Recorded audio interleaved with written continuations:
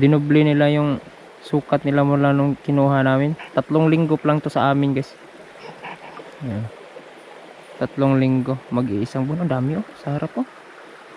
Huh?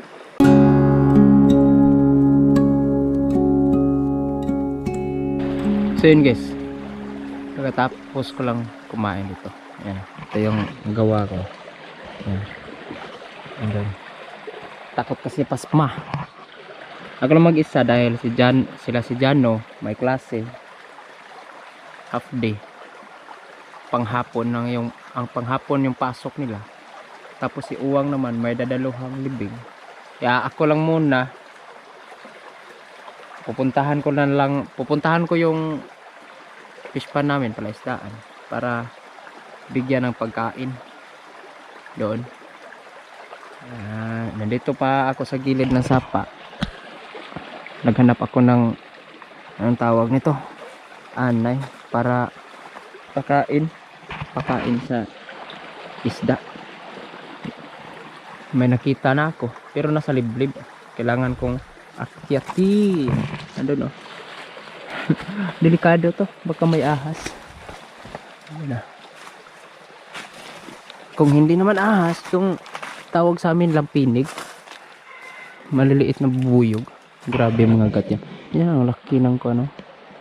Ang laki niya no. Yan yung kukunin natin. Yan ko na. Andun. Ay wala tong lampinig guys. Dahil may gawan tao. Nangwa siguro ng kawayan ng putol ah. Sana may laman. Ay imposibleng wala. Imposibleng wala to. Pero matanda na anay guys. Yeah. Tingnan naman natin. Meron to guys. Meron to.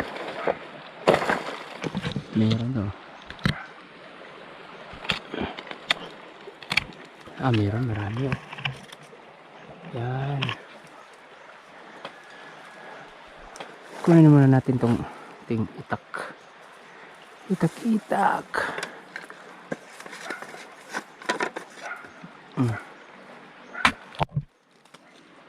Kunti lang laman guys ah. Ayan, marami pala oh. Yan. Ito ang aming pagkain sa aming mga tilapia. Diba? So meaning pati ito. May laman tong anay. Siguro buo ko na lang kukunin to guys. Update ko na lang kayo mamaya. Update ko na lang kayo mamaya. Kuha ko na. Grabe, sobrang laki niya no.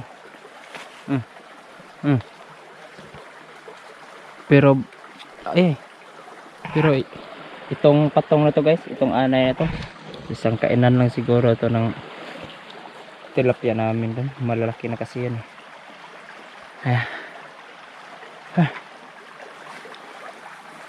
Pakita ko sa inyo mamaya kung paano natin durogin yung bahaya ng anay. Dadalhin ko muna yun doon. Kailangan ko pasanin yan mula dito hanggang doon. Lagay ko muna kayo dito ha. Lagay ko muna kayo guys.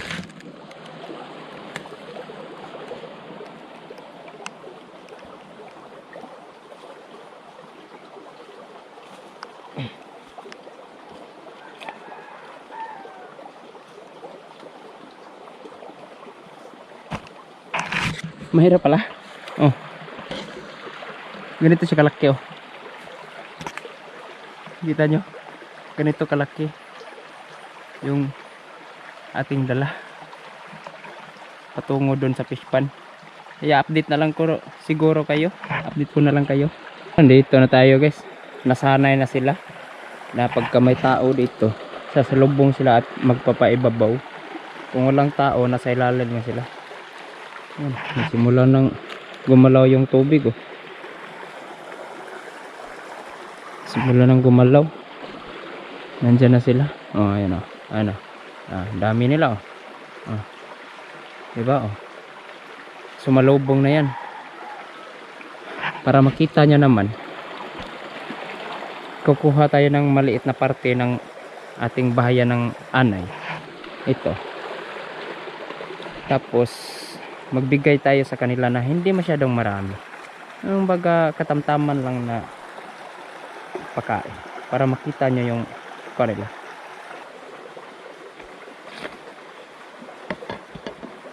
Ito siguro ay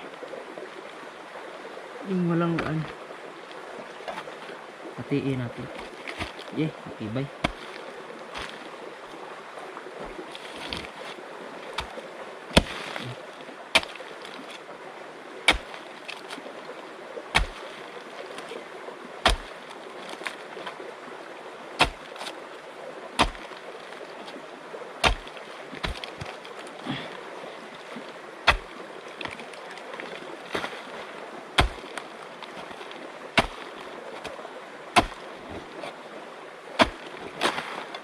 Yan to. Dagdagan pa natin. Konting-konti lang ah.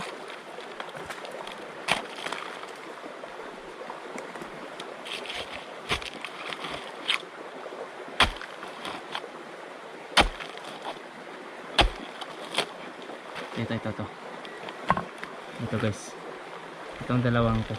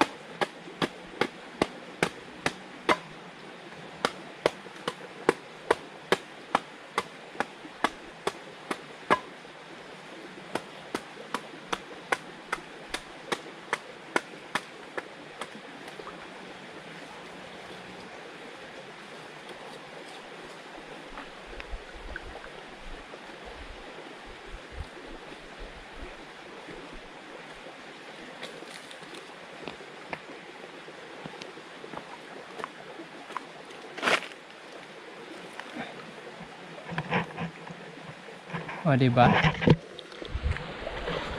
Kita nyo no, dami nila. Dito tayo, upo tayo dito. Upo tayo dito.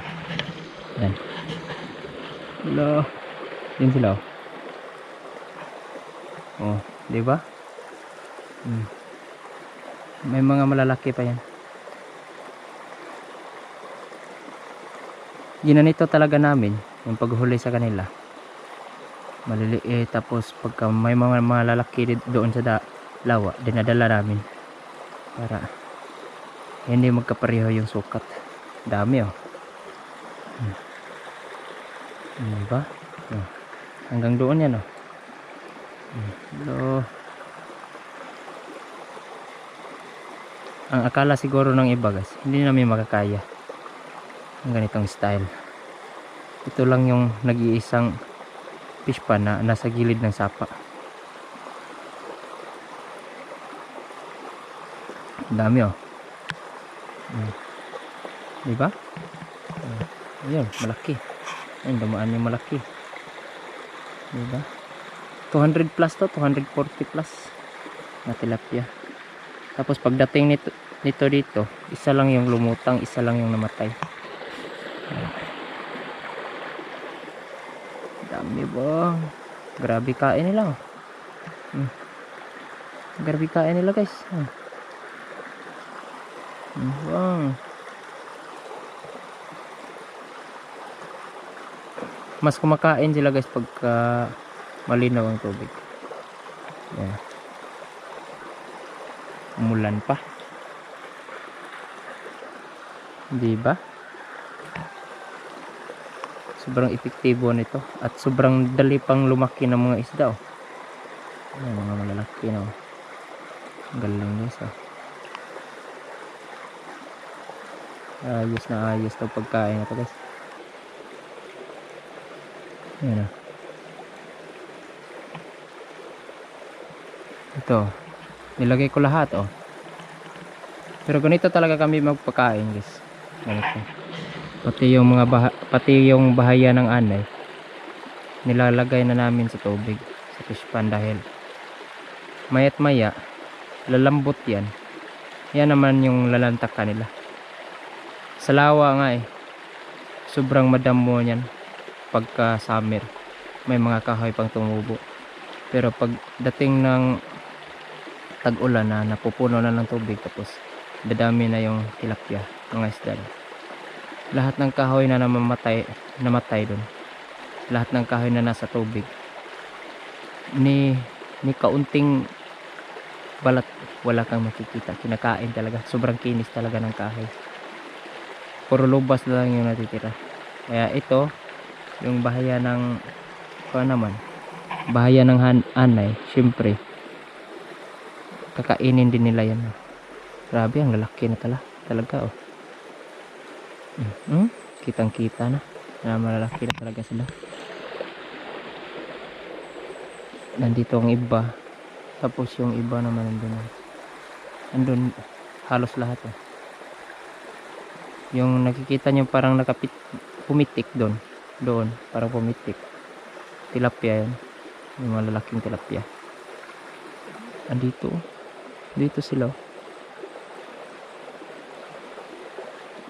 Hindi sila focus sa isang lugar lang. Dito sila banda.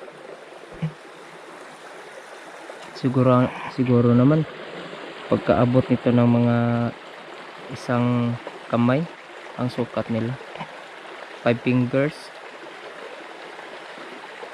kakasya din siguro ang lugar na to para sa kanila. Andun ayun na makikita dahil sobrang ganda. Ayos to guys. Ayos na. Sobrang paborito pa nila yung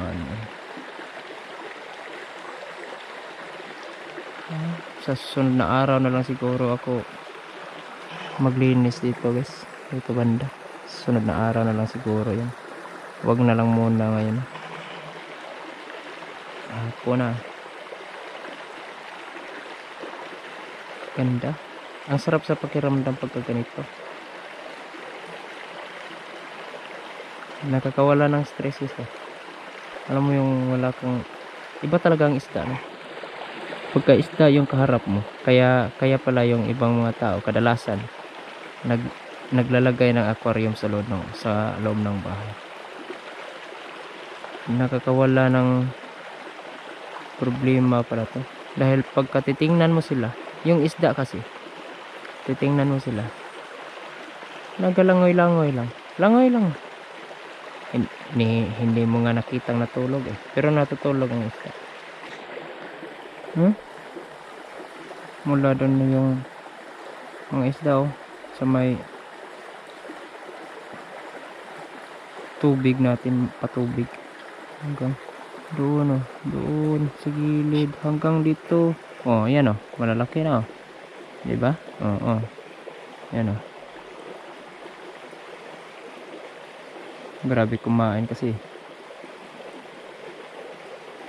halos dinubli nila yung sukat nila mula nung kinuha namin. 3 linggo lang to sa amin guys.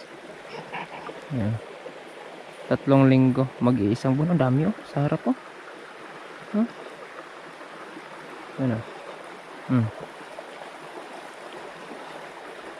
sanay na sila sa pagkain guys. Ang lalaki na talaga. Ang galing ayos ang pagkain. sulit ang pagod namin ito. Matitikman na namin to ngayong mga katapusan ng Enero. 2 buwan mahigit ba. Ayos guys. So yun, hanggang dito na lang guys sa update sa aming palaisdaan dahil walang lakad. Hanggang sa susunod guys.